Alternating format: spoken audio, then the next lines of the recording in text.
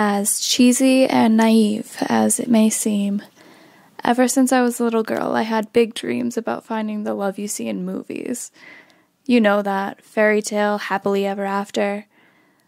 As I grew older, experienced failed relationships, and even played a few roles who were in love on stage, I'd convinced myself that such a thing wasn't realistic.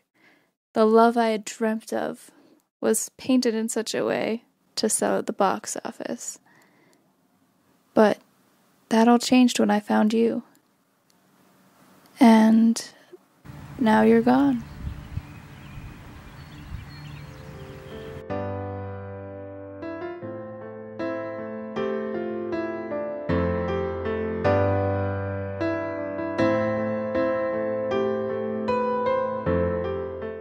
This is where it started, but this isn't where we began. Our stars didn't align until a few months later. But reflecting on this night now is so special to me. I remember being entranced by your energy, both on stage and off. Little did I know, you'd be sharing that energy with me.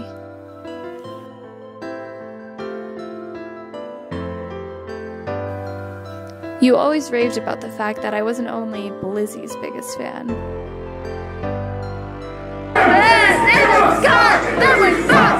I was Ryan's biggest fan too.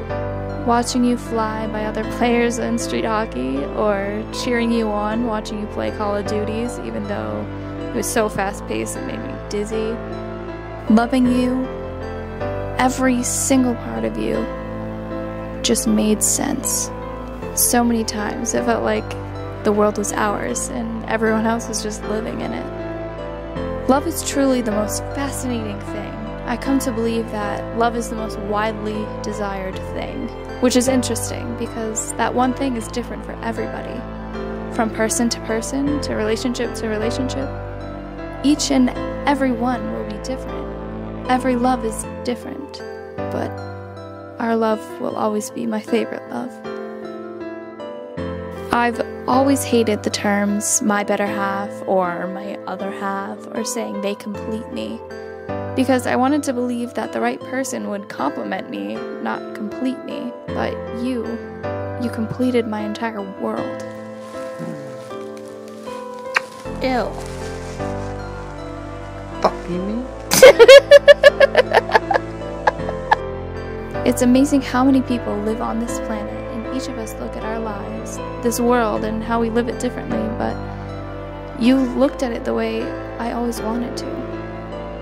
I miss your wisdom, intelligence, inspiration. You're focused on making more money and worried about it? So, what? What? I understand it now. What you always told me, it's been inside of my soul all along. You just helped that part of me blossom. There's something uncomfortable about your reality becoming memories. I often play that phone call over and over in my head. It wasn't normal to not hear from you for hours, so I already felt like something had gone wrong. So many people in your family tried to reach out to me, but I didn't have notifications on for anything. That was my attempt to connect to the universe without distractions from social media. But once I finally checked Instagram, I called your mother's phone, and when she wasn't the one who answered, I knew immediately, before the nun could even mutter the phrase. I could hear her crying through her words. I can't imagine what it would be like, having to be the one to deliver that news. You had already expressed to me that you were having a hard day at work, so I was going to surprise you with takeout from your favorite restaurant. You just never know when your definition of normal is going to change. You never know when the things you cherish are going to only exist as memories.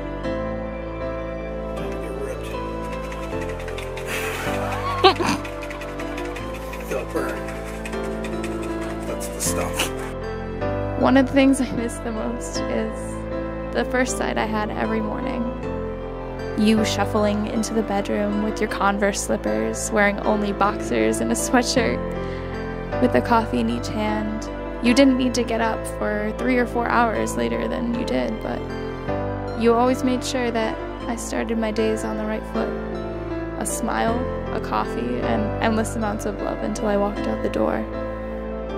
Anytime I left our apartment for a long time, all I could think about was, how could anyone be happy? I genuinely just couldn't understand the smile on people's faces.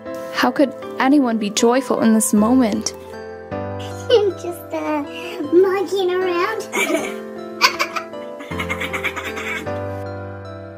How is any of this real? How did I get so lucky to breathe another day? I'd find myself for the first few months desperately trying to find what was normal again, like everyone around me. But I didn't think normal was something I was supposed to feel. But that's when I realized these people aren't affected because they weren't blessed to know you. They didn't experience your energy. They weren't touched by your relentless positivity and endless inspiration. And that's when something in me shifted. You wouldn't want me to sulk or grow bitter and angry with the universe. You would want me to take all the negative energy and emotion I was experiencing and turn it into something positive and productive. It took a long while, but I did it.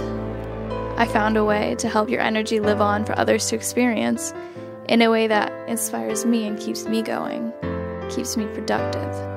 The kitchen that we spent hours dancing in like it was a middle school homecoming became the set of an inspirational talk show, all dedicated to you.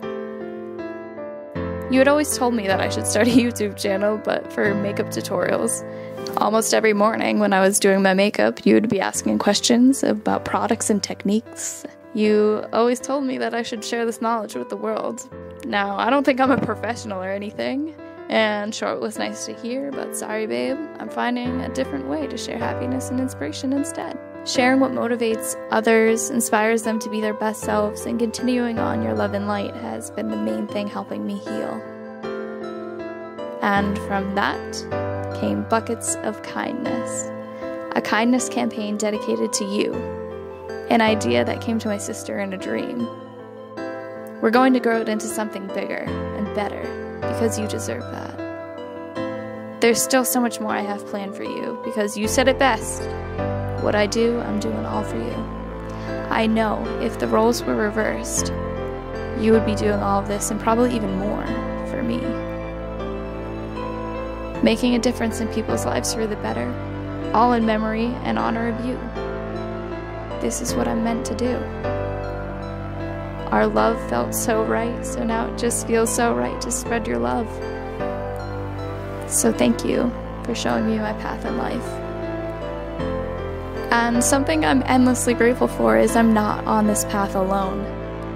Though I was lucky enough to have my own lineup of supportive friends and family, throughout all this I've gained a whole roster of brothers,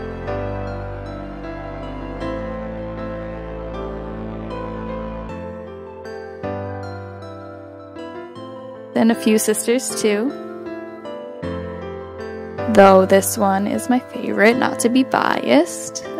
Plus there's so many people beyond that. I'm grateful you've blessed me with so many amazing connections that I've made with these people. I've made it clear that I like to believe that you live in the energy, whether that's the electricity or just the positive energy I strive to attract every morning. No matter what, I feel you living there, in the energy. They say everything gets easier with time, but time is nothing more than a concept. I felt more love with you in our time together than I ever had in my entire life. 1 year seemed to both stand still and fly by. 1 year later, I'm still in love with you. Even though it hurts every moment that passes, even though my heart feels like it'll be indefinitely heavy, and even though I spend way too much time thinking of where we would be now if you were still here by my side. Definitely engaged, and possibly even married, living in LA, probably making music together and taking over the world like we dreamt of. As much as it hurts, I still feel blessed to have experienced the love, light, and inspiration you gave me. I'm forever a better person because of you. and I will continue to grow into a better person because of you. You drove me to stay learning, stay positive, and stay true to myself. You helped me discover the best version of me, and all I can do now is hope that I'm making you proud. I love you, fairy dust sloth. 7 times 77, 7 sevens, infinity sevens. And I miss you more than I could ever put in a video. Rest in peace, my favorite guardian angel. I love you, Ryan.